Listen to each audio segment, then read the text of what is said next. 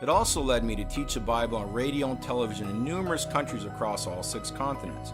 So please join me today as I explain the Bible's major key events on Teaching the Bible. Hello, welcome back to Teaching the Bible. I'm your host, Michael Koch. Teaching the Bible is a weekly television and radio program that details and explains the major events, points, and teachings of the Bible as we progressively move through the Bible each week. Now, last week, we talked about the kings of Israel, the beginning of the kings of Israel. Before this, God was the only king of Israel. The people demanded that they have a human king so they could be like their pagan neighbors. They want to be like their pagan neighbors. God granted their wish and selected Saul to be the first human king of Israel. He warned them they would have problems with the king. They didn't care. They wanted one anyway, so they could be like their pagan neighbors.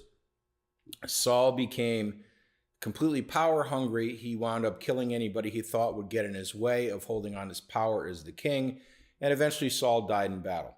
Now we're going to learn about the second major king of Israel, which is not the second major, the second period king of Israel. He was the second king of Israel, which is the King David. And we're going to get into King David today. And we are now in book of 2 Samuel. So David was brought the news that King Saul and his son Jonathan, who was David's best friend, were killed in the battle with the Philistines. This made David very sad. After King Saul's death, David was anointed king over the territory of Judah, while the son of King Saul, named Ishbosheth, was anointed king over another part of Israel. Without David knowing, and strongly against David's wishes, 2 followers of David assassinated King Ishbosheth, viewing him as an enemy to David. David was greatly upset that they did this, and he had these 2 men put to death for doing it. Now, eventually, all of Israel anointed David as king over the entire country, as God said would happen, when God had the prophet Samuel anoint David as future king when David was still a shepherd boy. David was 30 years old when he became king of Israel, and he ruled as king for 40 years. 2 Samuel chapters 4 and 5. Now, again, in the Bible, Jesus himself said that he is, if you look all throughout the Old Testament, you could see him.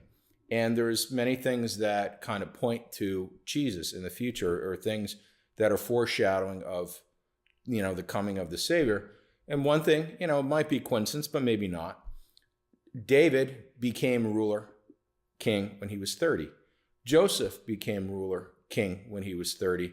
Jesus began his ministry and came out and told the world that he was the Savior that the Israel's been waiting for when he was 30. So, again, could this be a foreshadowing of what's going to happen when Jesus, at 30, he's going to begin his rule as King David and Joseph did? Now, when David became king of Israel, the Ark of God with the 10 Commandments inside of it was still moving around and sitting in a tent. King David said to Nathan the prophet, "I live in a house of cedar wood, yet the Ark of God is only in a tent." David wanted to build a temple for the Ark of God. He thought it was only appropriate that God should have a wonderful place to put the 10 Commandments in. Nathan the prophet asked God if King David should build a temple for the Ark of God.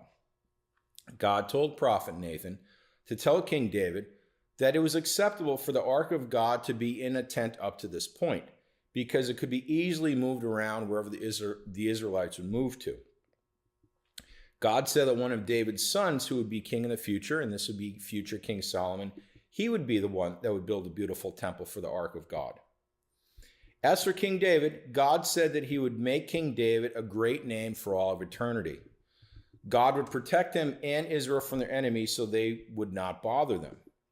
King David's descendants will last forever, and the kingdom under David's rule, the kingdom of Israel under David's name would also last forever. That's 2 Samuel chapter 7, verses 1 to 17. This came true. Jewish people are still here. And additionally, the flag of the country of Israel today is a white flag with a 6-pointed blue star in the middle of it, and that is the Star of David. So, basically under David's rule still.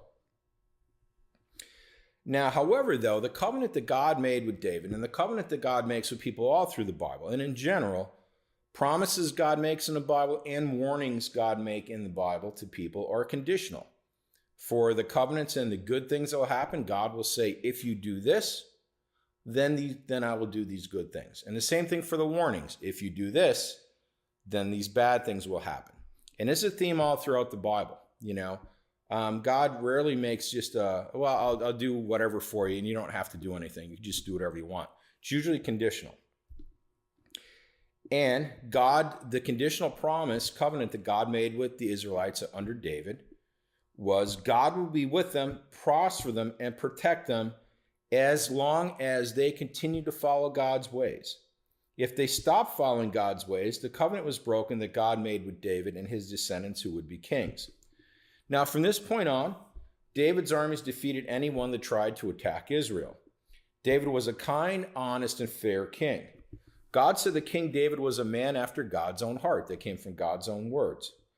Everything is going well for David and for Israel because David was a good man and followed what God said for him to follow. That was until David committed a series of great sins. At that point, things fell apart for King David because he did something very evil and sinful, a series of them, and we're going to hear about them now. And it's David and Bathsheba. And when you